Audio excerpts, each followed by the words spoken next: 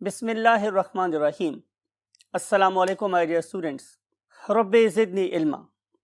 My dear students, हम पढ़ रहे हैं चैप्टर नंबर 22 और आज हम पढ़ेंगे उसका लेक्चर नंबर 14। लास्ट टाइम हम लोगों ने कॉन्टिन्यूसली वेरिंग ट्रेट की बात की थी और हमें इस बात का अदराक है, वी हैव द परसेप्शन कि जीन्स जो हैं वो क्रोमोसोम के ऊपर लोकेट करते हैं। अब हम ये देखेंगे माय डियर स्टूडेंट्स के जीन्स आपस में मिलके कैसे रहते हैं, राइट? वो कैसे मिलके ग्रुप्स बनाते हैं और अगर इनके ग्रुप के अंदर कोई चेंज आ सकती है तो उसकी क्या बेस हो सकती है। इन सारी बातों को अंडरस्टैंड करने के लिए let's move to the white board.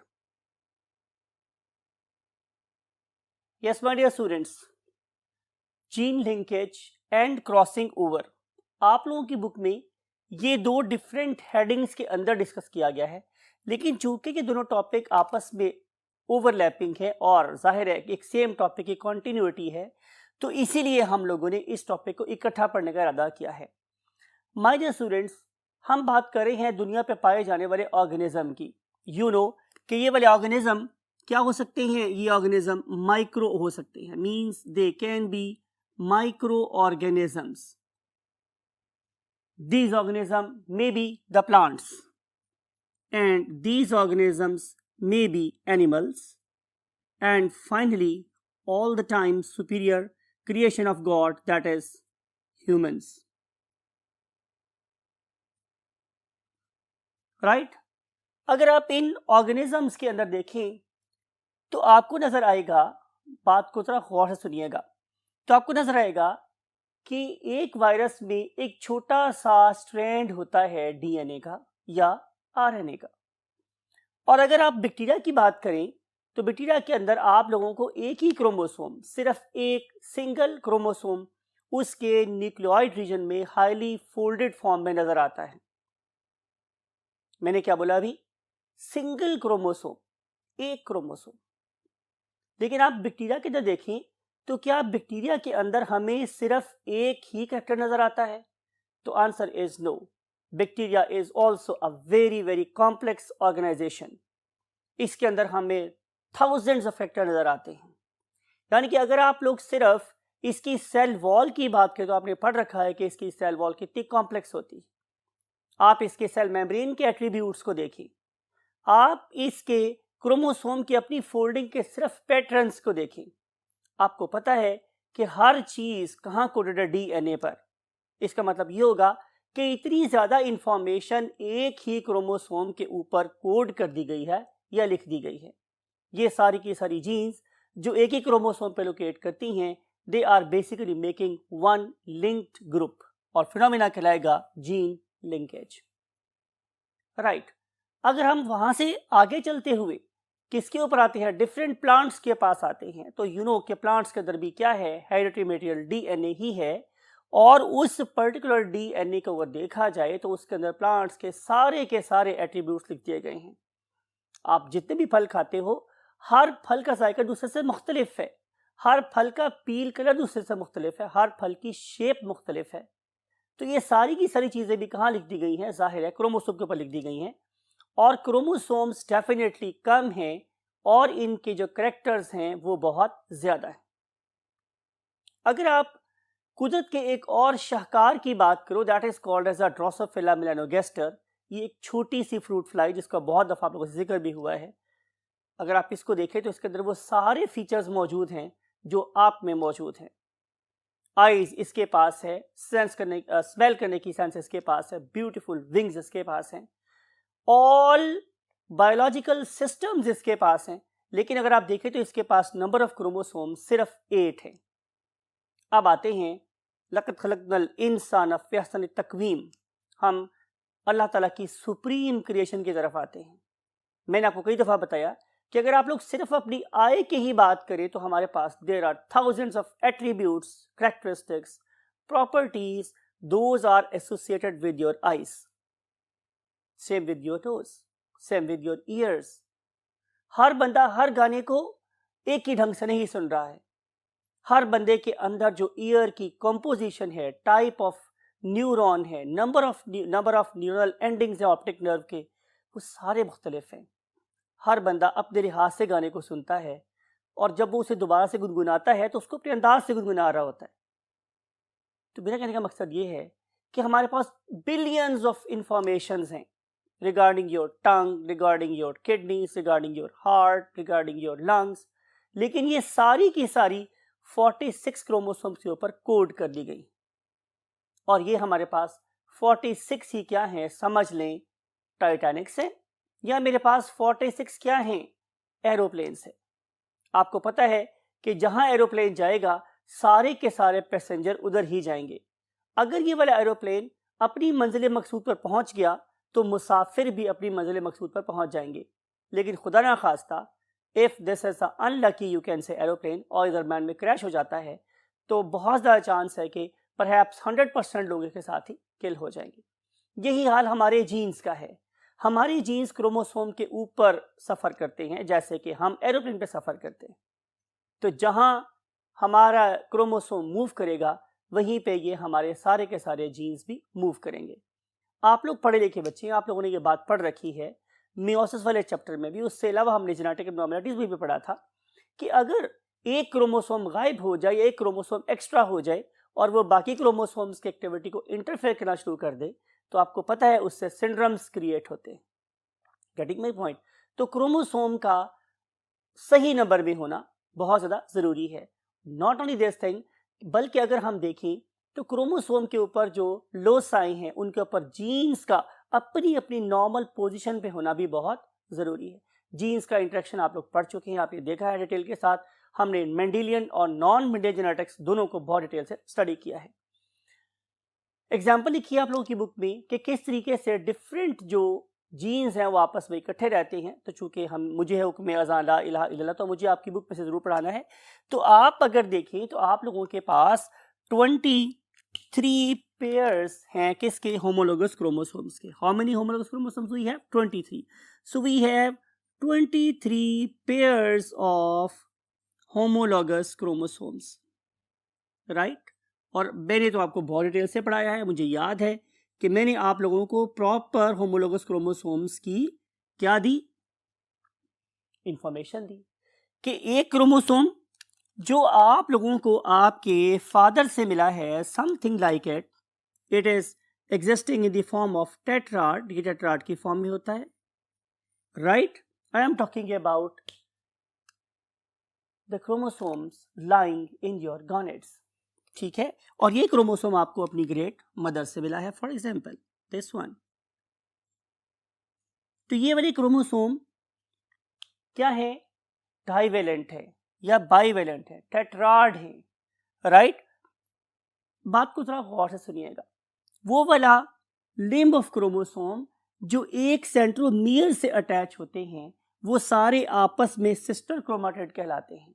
यानी कि यू कैन से दिस पर्टिकुलर रेड लिम्ब जिसको मैंने पॉइंट किया है, फिर ये वाली लिम्ब, फिर ये वाली लिम्ब, फॉर एग्जांपल ये सारी लिम्ब और ये वाली सारी लिम्ब, ये चारों की चारों इस पर्टिकुलर सेंट्रल पॉइंट से अटैच्ड हैं, तो ये कहलाएंगी आपस में सिस्टर क्रोमाटिड।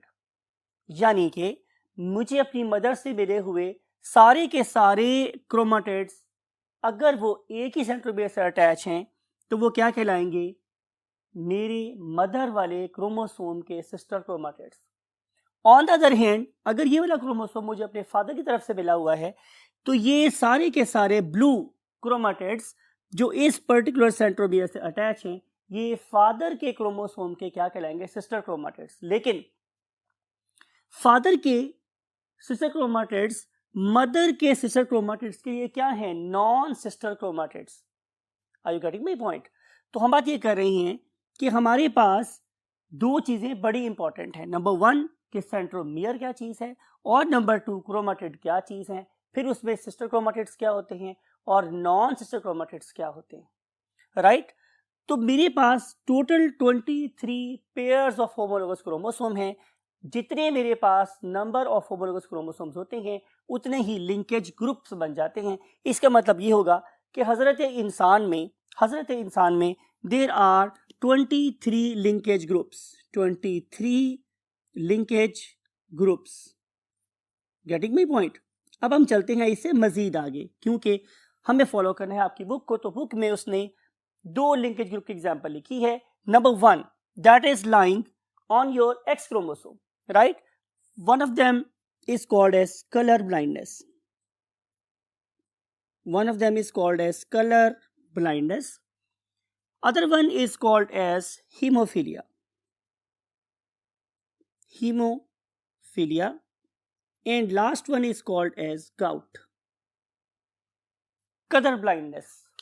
इसका मतलब ये है कि हम रेड, ब्लू और ग्रीन तीनों में से किसी एक रंग को या दो रंग को या तीनों रंगों को नहीं देख सकते. जब मैं वर्ड यूज करता हूं रंग, तो इसका मतलब है कि नॉट ओनली वो वाला कलर, बल्कि जिस रंग में वो कलर शामिल है उसके शेड भी नहीं देख सकते. कलर ब्लाइंडनेस ये होती है. Now what is haemophilia? You know कि इस पर्टिकुलर डिजीज में ऑर्गेनिज्म का ब्लड फेल टू क्लॉट. और जहां तक ताल्लुक है गाउट का, तो इसमें आपके जो छोटे जॉइंट्स होते हैं, छोटे जॉइंट्स, इनकी स्वेलिंग स्टार्ट हो जाती है and they become very stiff, very red, and you can say move properly. This situation is called as inflammation.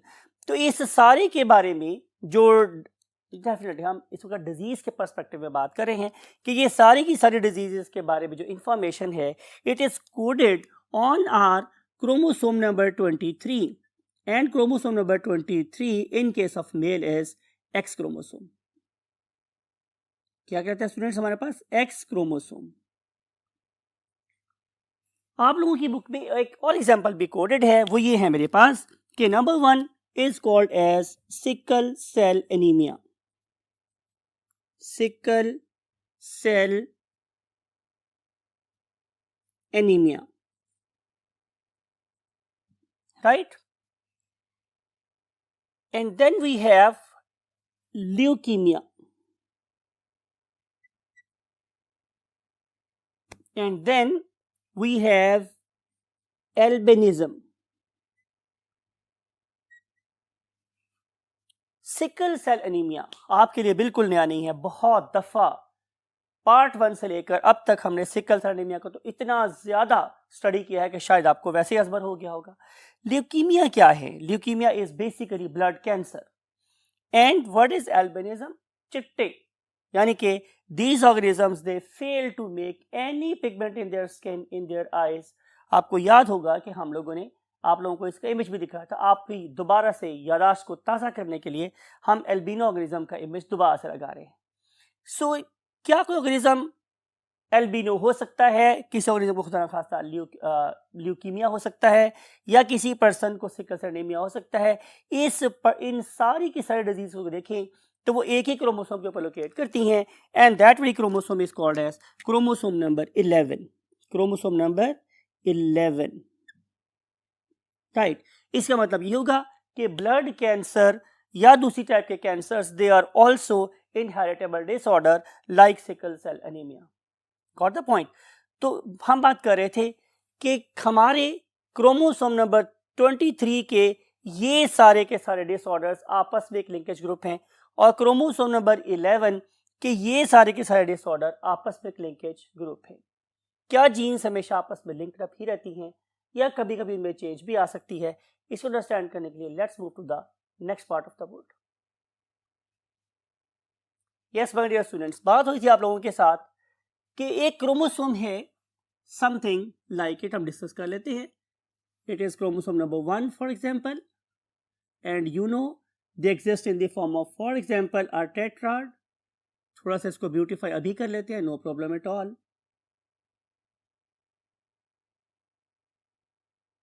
Right. तो ये आप लोगों के पास एक क्रोमोसोम है और ये आप लोगों के पास एक दूसरा क्रोमोसोम.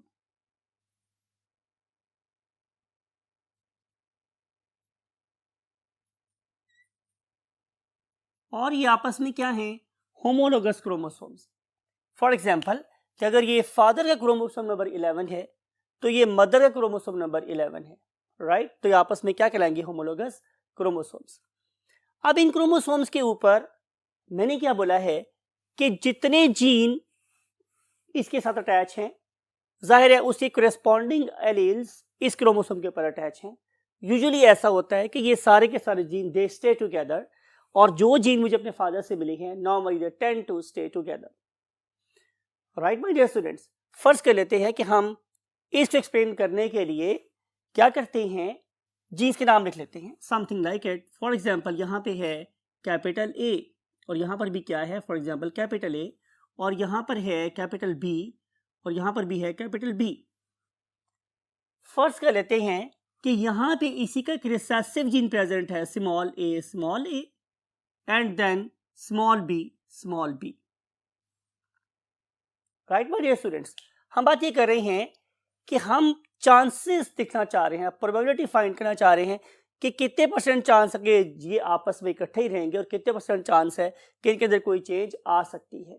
राइट, अब आप लोग क्या करें, आप अपने जहनों को माजी के अजरों की तरफ लेके जाएं। तो आप लोगों ने एक आर्टिकल पढ़ रखा है that is called as meiosis. Right, और उस पर्टिकुलर मियोसिस में या मायोसिस में जो सबसे इंपॉर्टेंट स्टेज थी, it was prophase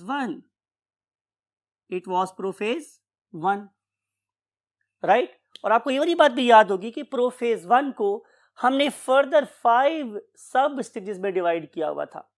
right, for example leptotene, then zygotene, then pachytene, then diplotene and finally diakinesis. ये जो 5 स्टेजेस थी हमारे पास, इनमें से एक स्टेज पर आप खुद सोचिएगा, इनमें से एक स्टेज के ऊपर एक बहुत ही ज्यादा इंपॉर्टेंट काम हुआ था। और वो इंपॉर्टेंट काम मेरे पास क्या था कि इन क्रोमोसोम्स ने एक दूसरे के साथ अपने आप को अटैच कर लिया था और during the course of separation सारे का सारा क्रोमोसोम सेपरेट हो गया था, मगर इन पर्टिकुलर पॉइंट्स पर ये क्रोमोसोम जिन्हें हम होमोलोगस क्रोमोसोम कहते हैं, वो क्या हो गए थे, आपस में चिपके रह गए थे। तो वो पॉइंट जहां पे ये अटैच रहे थे उसे हमने नाम क्या दिया था, क्याज़मेटा का। क्या नाम दिया था स्टूडेंट्स, क्याज़मेटा का। तो अगर किसी ऑर्गेनिज्म के गॉनेड में, बात को थोड़ा गौर से सुनिएगा, अगर किसी ऑर्गेनिज्म के गॉनेड में क्या प्रेजेंट है, जाहिर है होमोलोगस क्रोमोसोम, जो उसको कहां से मिले हैं, अपने ग्रेट फादर से, अपनी ग्रेट मदर से। If they are carrying out the process of meiosis and they haven't gone under through chiasmata formation, यानी कि वो जिस तरह आए थे अगर वो वैसे ही सेपरेट हो गए, तो इसका मतलब ये है कि नेचर मायोसिस की एक एसेंस, एक रूह को ऑपरेट करने में नाकाम रही है। वो क्या था कि हम जेनेटिक वेरिएशन लेकर आए, और जेनेटिक वेरिएशन लाने का तरीका क्या है कि हम इन पर्टिकुलर क्रोमोसोम्स के ऊपर जो जीन्स का ऑर्डर है, जीन्स का जो कॉम्बिनेशन है, जीन का जो एक, आपने एग्जांपल लेता हूं आप लोगों को, फॉर एग्जांपल आप लोग अगर लेते हैं क्या कार्ड्स, तो कार्ड्स तो वही रहेंगे, लेकिन अगर मैं चाहता हूं कि इनके अंदर वेरिएशन आ जाए तो मुझे क्या करना पड़ेगा, मुझे इनकी तरतीब बदलना पड़ेगी। यही काम यहां पर है। अगर हम इन पर्टिकुलर जीन्स को देखें या अलील्स को देखें, तो अगर हम इनकी पोजीशन को चेंज कर लें तो जाहिर है इंफॉर्मेशन चेंज हो जाएगी और एक नई वखरी टाइप का ऑर्गेनिज्म दुनिया में तशरीफ लाएगा। ये मैंने जान के वर्ड बोले ताकि आपको ये बात याद रहे। यानी एक डिफरेंट, एक डिस्टिंक्ट जेनेटिक मेकअप का ऑर्गेनिज्म प्रोड्यूस होगा, जो जाहिर है अपने पेरेंट्स से मिलता जुलता होगा, मगर 100% अपने पेरेंट्स का आइडेंटिकल नहीं होगा। लेकिन अगर ऐसा ना हुआ तो फिर जैसे पेरेंट्स होंगे बिल्कुल वैसा ही ऑर्गेनिज्म दुनिया में तशरीफ लाएगा, जो कभी नेचर नहीं चाहती। नेचर चाहती है कि हर आने वाली नस्ल का डीएनए पुरानी नस्ल से डिफरेंट हो और सुपरबली फिट हो to face the upcoming environmental challenges. Right, अगर मैं उस डीएनए को लेके आऊं जो शायद आदम अलैहिस्सलाम के ज़माने का डीएनए हो या उसके बाद के ज़माने का डीएनए हो, तो माइट बी वो डीएनए इतना ओल्ड हो कि वो इस डायनामिक दौर में स्टे ही ना कर पाए। तो नेचर क्या कर रही है, नेचर कॉन्स्टेंटली डीएनए के ऊपर एक्सपेरिमेंट्स कर रही है by reshuffling the genes. Right, तो जब हम जीन्स को बार बार रिशफल करते हैं through this process means meiosis in your gonads by developing chiasmata, तो हमेशा एक नया कॉम्बिनेशन प्रोड्यूस होता है, जिसके जरिए से मैं फिर बोल रहा हूं, हमेशा एक नवा नमूना दुनिया में तशरीफ लाता है, एक नई टाइप दुनिया में तशरीफ लाती है that is more fit into the upcoming environment. You got the point. तो देखते हैं हमारे डियर स्टूडेंट्स कि अगर ये वाले क्रोमोसोम अपने आप को चेंज करेंगे तो क्या होगा, और अगर चेंज नहीं करेंगे तो क्या होगा। ऐसा करते हैं कि आप लोगों के बुक के इमेज का सहारा लेते हैं। Look at this very image. इसमें भी आप लोगों को वही 4 क्रोमोसोम दिखाए गए हैं जो मैंने ड्रॉ किए हैं, यानी कि capital A capital B, capital A capital B, small A small B, small A small B. हम इस तरह से मैंने रीड किया है इसको, राइट। ये वाले 4 क्रोमोसोम इसी फैशन में आपको दिखाए गए। Look at this. इस पर्टिकुलर डायग्राम के अपर हाफ में वो पहले वाली बात की गई है कि जो नेचर नहीं चाहती, नेचर कभी नहीं चाहती कि जैसा जेनेटिक मेकअप आपके पेरेंट्स का है 100% वैसे जेनेटिक मेकअप आपका भी हो जाए। नेचर ऐसा कभी नहीं चाहती। तो फिर अगर ऐसा हुआ तो फिर मेरे पास ये चारों के चारों क्रोमोसोम मायोसिस से गुजरने के बाद बिल्कुल कैपिटल ए कैपिटल बी, ये सेंटर से सेपरेट कर लें आप इनको, capital A capital B, capital A capital B, small A small B और स्मॉल ए स्मॉल बी प्रोड्यूस होंगे। यानी कि अगर मैं इनको किसी स्पर्म की फॉर्म में लिखना चाहूं तो यहां क्या लिखा होगा, कैपिटल ए कैपिटल बी, यहां पे क्या लिखा होगा, capital A capital B, there is no change at all. और अगर मैं इससे प्रोड्यूस होने वाले एक्स की बात करूंगा तो जाहिर है एक्स में भी क्या लिखा होगा, small A small B, small A small B, there is no change at all. आपको मेरी बात समझ आ रही है, कोई चेंज आई नहीं।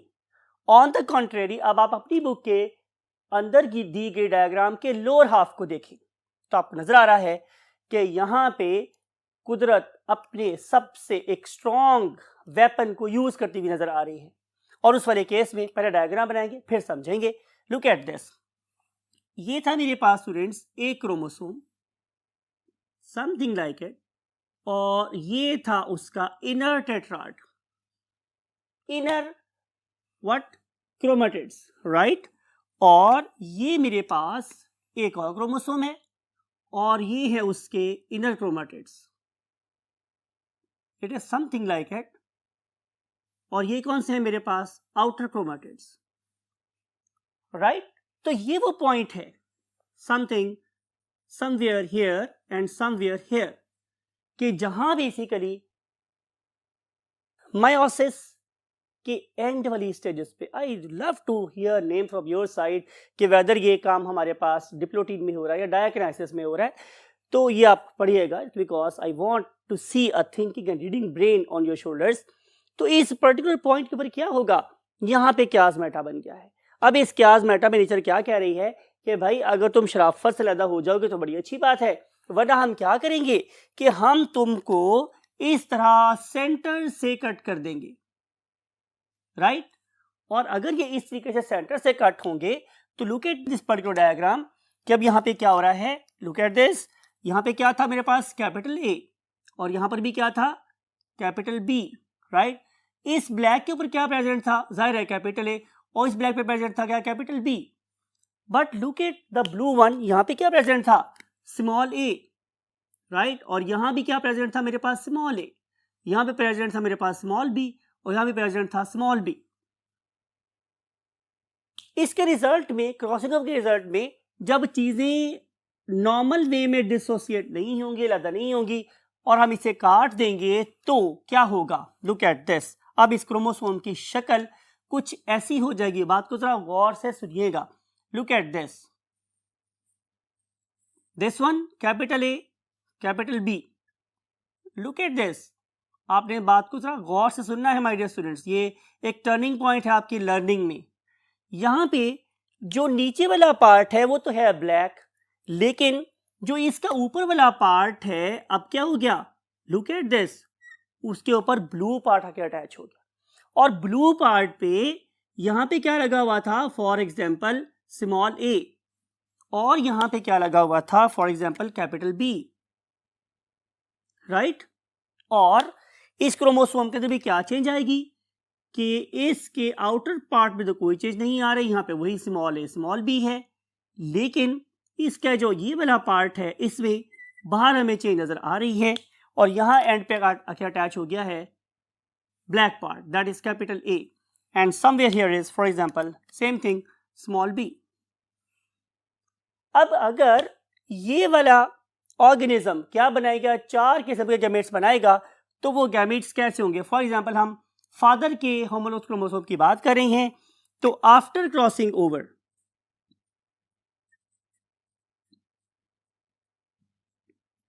आफ्टर क्रॉसिंग ओवर यानी कि अपने अपने पार्ट्स ऑफ क्रोमोसोम को एक्सचेंज करने के बाद क्या बनेगा मेरे पास, ये देखिए, ये वाला पार्ट अगर इस पर्टिकुलर स्पर्म में आएगा तो कैपिटल ए कैपिटल बी ही रहेगा, same, no difference at all.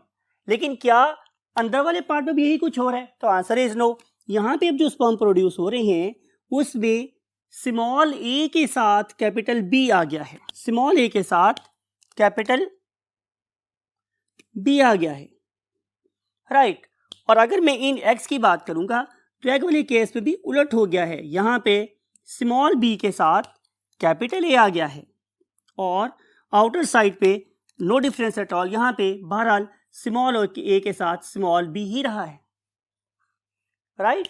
अगर आप इस पर्टिकुलर डायग्राम को देख रहे हैं तो आपको नजर आएगा कि अभी भी यहां पे जो 50% स्पर्म प्रोड्यूस हुए हैं, हो रहे हैं हमारी बॉडी में, वो कैसे हैं? हमारे पेरेंट्स की तरह से, उन्हें हम बोलते हैं parental die-type sperms, right.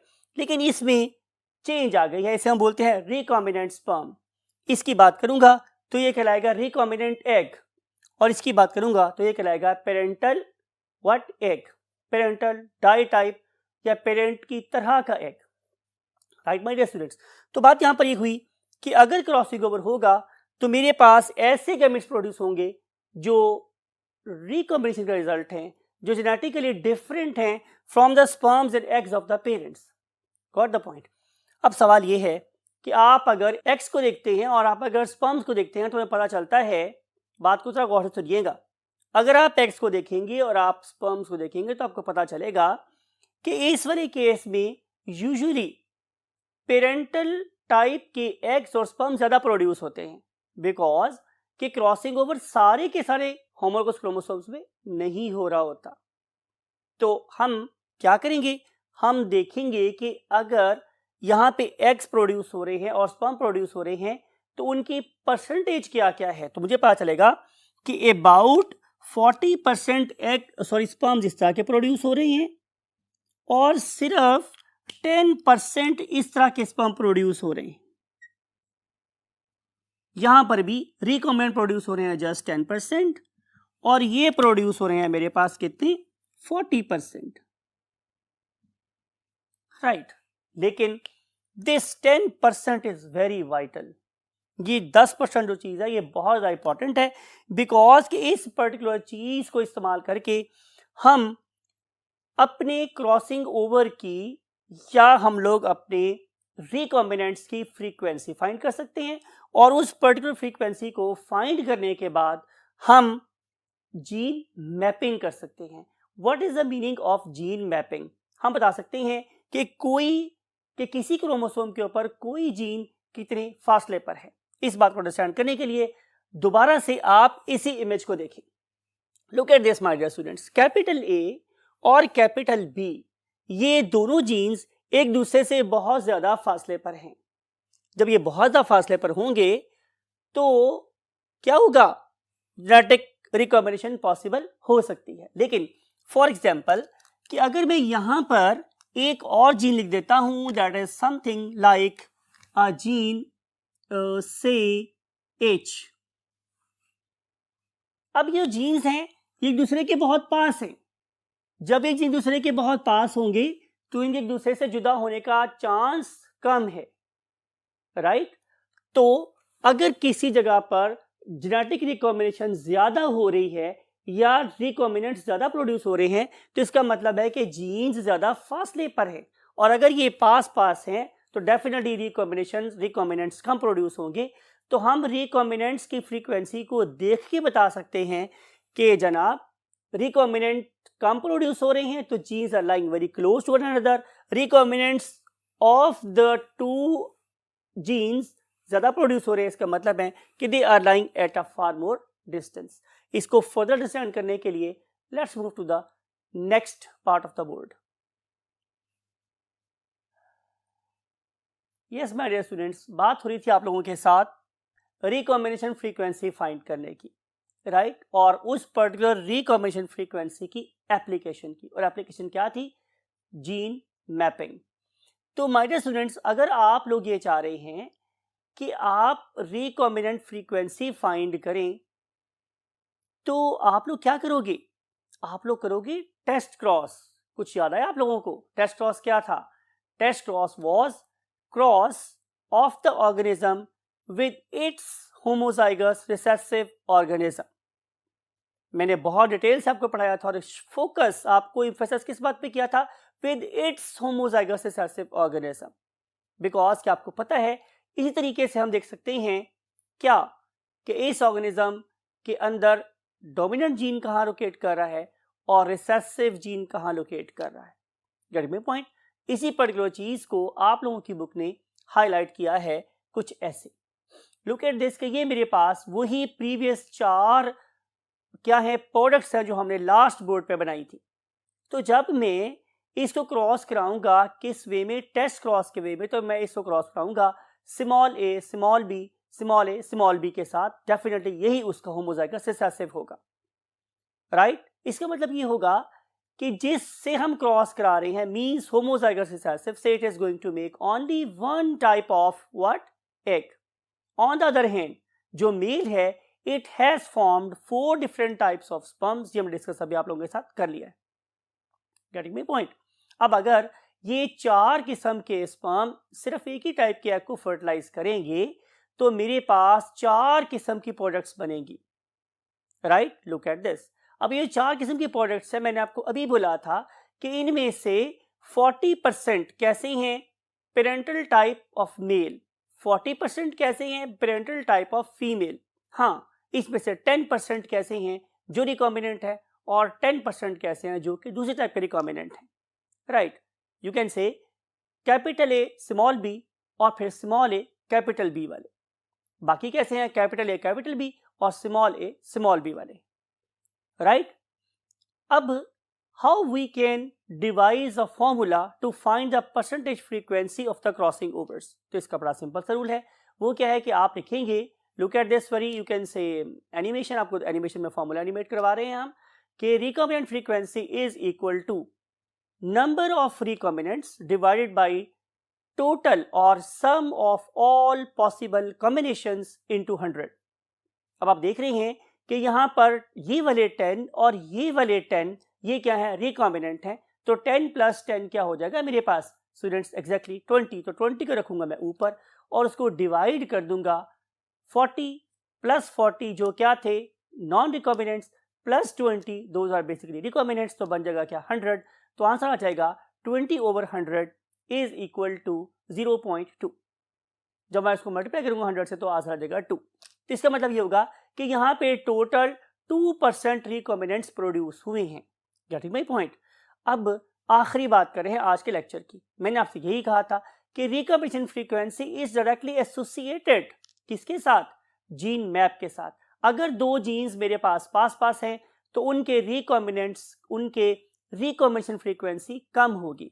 Recombination frequency कम होने का मतलब है कि genes they are staying together, उनके दरम्यान में जो मैप, उनके दरम्यान में जो डिस्टेंस है वो बहुत ज़्यादा कम है, राइट। और अगर डिस्टेंस ज़्यादा होगा तो रिकॉम्बिनेंट्स ज़्यादा प्रोड्यूस होंगे। तो माय डियर स्टूडेंट्स, हम बात ये कर रहे थे कि recombinant frequency is associated with the gene distance. हमारी एग्जाम्पल में अगर रिकॉम्बिनेशन फ्रीक्वेंसी 20 आई है तो इसका मतलब ये है कि ये वाले 2 genes means capital A capital B और स्मॉल ए स्मॉल बी, ये आपस में कि जो डिस्टेंस अपार्ट है 20 यूनिट्स अपार्ट है। लेकिन फॉर एग्जांपल अगर कहीं पे हमें रिकॉम्बिनेशन फ्रीक्वेंसी जस्ट 2 आ रही है, इसका मतलब है कि ये 2 जीन्स आपस में बहुत ज़्यादा पास है।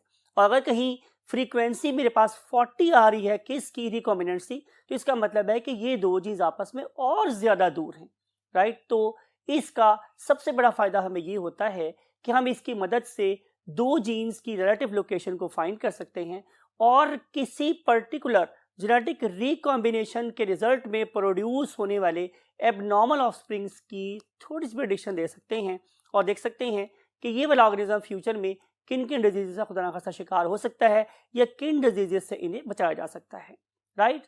So that's it with the application of gene linkage and crossing over. I hope कि ये टॉपिक आप लोगों को समझ आया होगा। और आप लोग हमेशा बोलता हूँ कि थिंकिंग ब्रेन रखें अपने शोल्डर्स के ऊपर, और जो नॉलेज भी आप यू कैन से गेन करें, आप उसे अप्लाई करना सीखें, राइट। इस दुआ के साथ कि आप नॉलेज को अप्लाई करने वाला ब्रेन रखें अपने पास। और हमेशा की तरह कहूँगा कि अपना और अपने पेरेंट्स का बहुत ख्याल रखें। जब भी नमाज़ पढ़े हमारे लिए ज़रूर दुआ कीजिएगा। और यही नसीहत आपको करनी है कि नमाज बहुत ज़्यादा ज़रूरी है, नमाज ज़रूर पढ़ा